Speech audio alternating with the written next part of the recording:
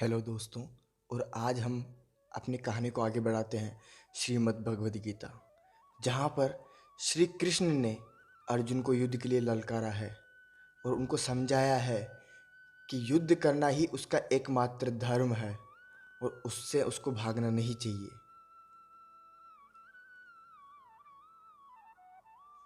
मैं इसकी अंतिम लाइन आपको याद दिला देता हूँ दोस्तों, उसके बाद हम आगे बढ़ेंगे। श्री कृष्ण कहते हैं, किंतु यदि तू इस धर्मयुक्त युद्ध को नहीं करेगा तो स्वधर्म और कीर्ति को खोकर पाप को प्राप्त होगा तथा सब लोग तेरी बहुत काल तक रहने वाली अपकीर्ति का भी कथन करेंगे और माननीय पुरुष के लिए अपकीर्ति मरने से भी बढ़कर है। और जिनकी दृष्टि में तू पहले बहुत सम्मानित होकर अब लघुता को प्राप्त होगा, वे महारथी लोग तुझे भय के कारण युद्ध से हटा हुआ मानेंगे। वेरी लोग तेरे सामर्थ्य की निंदा करते हुए तुझे बहुत से न कहने योग्य वचन भी कहेंगे। उससे अधिक दुख और क्या होगा? या तो तू युद्ध में मारा जाकर स्वर्ग को प्राप्त होगा अथवा संग्राम में जीतकर पृथ्वी का राज्य भोगेगा। इस कारण हे अर्जुन, तू युद्ध के लिए निश्चय करके खड़ा हो जा। जय पराजय, लाभ हानि और सुख दुख को समान समझकर इसके बाद युद्ध के लिए तैयार हो जा। इस प्रकार युद्ध करने से तू पाप को प्राप्त नहीं होगा।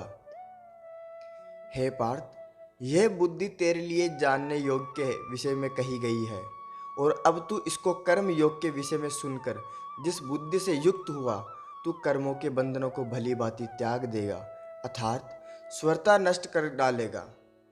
इस कार्य योग में आरंभ का अर्थात बीज का नाश नहीं है और उल्टा फल रूप दोष भी नहीं है, बल्कि इस कर्म योग रूप का धर्म का थोड़ा सा भी साधन जन्म मृत्यु रूप महान भय से रक्षा कर लेता है। हे अर्जुन, इस कर्म योग में निश्चयात्मिका बुद्धि एक ही होती है, किंतु अस्थिर विचार वाले विवेकहीन संकाम मनुष्यों की बुद्धियां निश्चय ही बहुत भेदों वाली और अनंत होती है। कर्म फल के प्रशंसक वेद वाक्यों में ही प्रीति रखते हैं, जिनकी बुद्धि में स्वर्ग ही परम प्राय वस्तु है और जो स्वर्ग से बढ़कर दूसरी कोई वस्तु ही नहीं है, ऐसा कहने वाले हैं। वे अविवेक जीवन की इस प्रकार की जिस पुष्पित अर्थात दिखाऊ शोभा युक्त वाणी को करा करते हैं, जो कि जन्म रूप कर्म फल देने वाली तथा भोग एवं ऐश्वर्य की प्राप्ति के लिए नाना प्रकार की बहुत सी क्रियाओं का वर्णन करने वाली है। उस वाणी द्वारा जिनका चित्त हार लिया गया है, जो भोग और ऐश्वर्य में अत्यंत आसक्त है, उन पुरुषों की परमात्मा में निश्चयात्मिका बुद्धि नहीं होती। हे अर्जुन, वेद उपयुक्त प्रकार से तीनों गुणों के कार्य रूप समस्त भोगों एवं उनके साधनों का प्रतिपादन करने वाले हैं। इसलिए तू उन भोगों एवं उन साधनों में आसक्ति हर्ष शोकादि द्वंद्व से रहित नित्य वस्तु परमात्मा स्थिति योग स्वयं को न चाहने वाला और स्वाधीन अंतकरण वाला होगो। सब ओर से परिपूर्ण जलाशय के प्राप्त हो जाने पर छोटे जलाशय में मनुष्य का जितना प्रयोजन रहता है, ब्रह्मा को तत्व से जानने वाला ब्रह्मांड का समस्त वेदों में उतना ही प्रयोजन रह जाता है। तेरा कर्म करने में ही अधिकार है, उसके फलों में कभी नहीं। इसीलिए तू कर्मों के फलों का हेतु मत हो तथा तेरी कर्म न करने में आसक्ति ना हो। हे धनंजय, तू आसक्तों को त्याग कर तथा सिद्धि और असिद्धि में समान बुद्धि वाला होकर योग में स्थित हुआ कर्मत्व कर्मों को कर कर समत्व ही योग कहलाता है।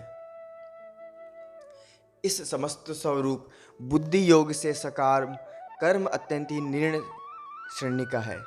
इसलिए हे धनंजय, तू सम बुद्धि में ही रक्षा का उपाय ढूंढ अर्थात बुद्धि योग का ही आश्रय ग्रहण कर, क्योंकि फल के हेतु बनने वाला अत्यंत दीन है। समबुद्धि युक्त पुरुष पुण्य और पाप दोनों को ही इस लोक में त्याग देता है अर्थात उनसे मुक्त हो जाता है। इसमें तू सम स्वरूप योग में लग जा। यह समस्वरूप योग ही कर्मों की कुशलता है अर्थात कर्म बंधने से छूटने का उपाय है।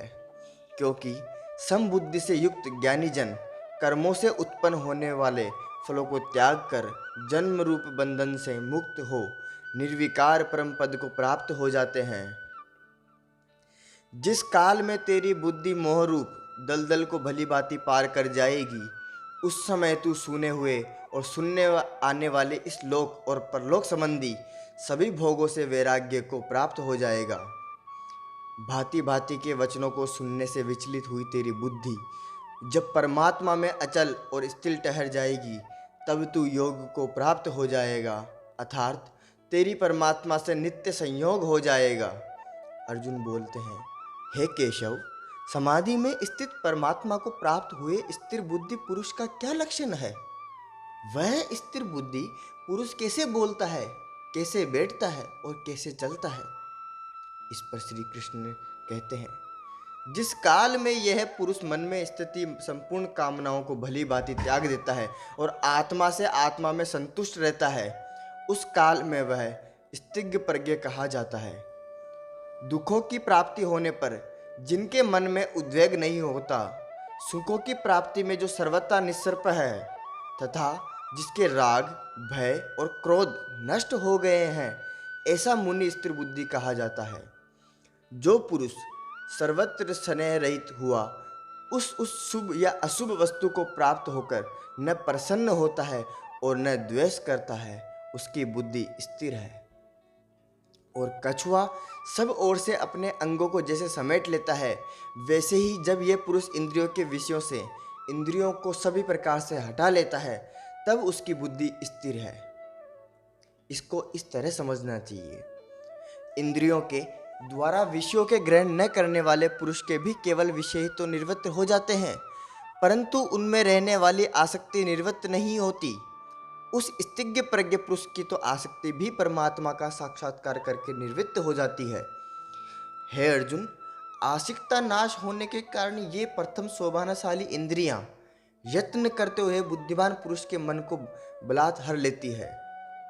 इसलिए साधकों को चाहिए कि वह उन संपूर्ण इंद्रियों को वश में करके समाहित चित्त हुआ मेरा पर्यायण होकर ध्यान में बैठे, क्योंकि जिस पुरुष की इंद्रियां वश में होती है उसकी बुद्धि स्थिर हो जाती है। विषयों का चिंतन करने वाले पुरुष की उन विषयों में आसक्ति हो जाती है, आसक्ति उन विषयों की कामना उत्पन्न होती है और कामना में विघ्न पड़ने से क्रोध उत्पन्न होता है। क्रोध से अत्यंत मूढ़ भाव उत्पन्न हो जाता है, मूढ़ भाव से स्मृति में भ्रम हो जाता है, स्मृति में भ्रम हो जाने से बुद्धि अर्थात ज्ञान शक्ति का नाश हो जाता है और बुद्धि का नाश हो जाने से वह पुरुष अपनी स्थिति से गिर जाता है। परंतु अपने अधीन किए हुए अंतकरण वाला साधक अपने वश में की हुई राग द्वेष से रहित इंद्रियों द्वारा विषयों में विचरण करता हुआ अंतकरण की प्रसन्नता को प्राप्त होता है। अंतकरण की प्रसन्नता होने पर इसके संपूर्ण दुखों का अभाव हो जाता है और उस प्रसन्न चित्त वाले कर्म योगी की बुद्धि शीघ्र ही सब ओर से हटकर एक परमात्मा में भली भांति स्थिर हो जाती है। न जीते हुए मन और इंद्रियों वाले पुरुष निश्चय की बुद्धि नहीं होती है और उस अयुक्त मनुष्य अंतकरण में भावना भी नहीं होती तथा भावनाहीन मनुष्य को शांति नहीं मिलती और शांति रहित मनुष्य को सुख कैसे मिल सकता है? क्योंकि जैसे जल में चमने वाली नाव को वायु हर लेती है, वैसे ही विषयों में विचरती हुई इंद्रियों में से मन जिस इंद्रिय के साथ रहता है वह एक ही इंद्रिय इस अयुक्त पुरुष को की बुद्धि को हर लेती है। इसलिए हे महाबाहो, जिस पुरुष की इंद्रियां इंद्रियों से विषयों से सब प्रकार निग्रह की हुई है उसी की बुद्धि स्थिर है। संपूर्ण प्राणियों के लिए जो रात्रि के समान है, उस नित्य ज्ञान स्वरूप परमानंद की प्राप्ति में स्थित प्रज्ञ योगी जागता है और जिस नाशवान सांसारिक सुख की प्राप्ति में सब प्राणी जागते हैं, परमात्मा के तत्व को जानने वाला मुनि के लिए वह रात्रि के समान है। जैसे नाना नदियों के जल सब ओर से परिपूर्ण अचल प्रतिष्ठा वाले समुद्र में उसको विचलित न करते हुए ही संभाल लेते हैं, वैसे ही सब भोग जिस स्थिग प्रज्ञ पुरुष के किसी प्रकार द्वारा विकार उत्पन्न किए बिना ही समा जाते हैं, वही पुरुष परम शांति को प्राप्त होता है, भोगों को चाहने वाला नहीं। जो पुरुष संपूर्ण कामनाओं को त्याग कर ममता रहित, अहंकार रहित और सप्राहत रहित हुआ विचारता है, वही शांति को प्राप्त होता है, वह शांति को ही प्राप्त होता है। हे अर्जुन, यह ब्रह्मा को प्राप्त हुए पुरुष की स्थिति है। इसको प्राप्त होकर योगी कभी मोहित नहीं होता और अंत काल में इसी ब्रह्मा स्थिति में होकर ब्रह्मानंद को प्राप्त हो जाता है। ओम तत्सदित श्रीमद्भगवत गीता सुपनिषत्सु ब्रह्म विद्यायाम योग शास्त्रे श्री कृष्णार्जुन संवादे साणिखाग्यो नाम द्वितीयोऽध्याय।